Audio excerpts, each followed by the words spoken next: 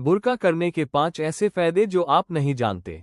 Number 1, अक्सर लोग समझते हैं बुर्का सिर्फ इस्लाम से रिलेटेड है, लेकिन हिस्ट्री में देखा जाए तो पुराने ज़माने में रोमन और पर्शियन सोसाइटीज़ में भी औरतें अपने आप को कवर करती थी। नंबर 2, बुर्का एक जैसा नहीं होता।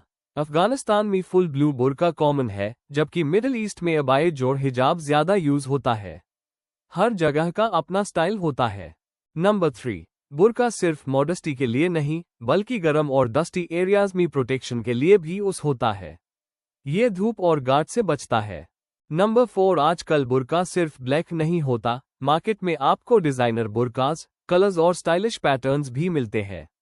ये अब एक फैशन ट्रेंड भी बन रहा है। नंबर 5, कुछ लोगों के लिए बुर्का एक रिलीजियस प्रैक्टिस है और कुछ के लिए पर्सनल चॉइस। हर औरत का अपना रीजन होता है इससे पहनने का। इस वीडियो में हमने बुर्का के 5 अमेजिंग और हैरानकुन फैक्ट्स शेयर किए हैं जो शायद आप नहीं जानते होंगे। अगर आपको ऐसी इंटरेस्टिंग वीडियोस पसंद है तो चैनल को सब्सक्राइब करें।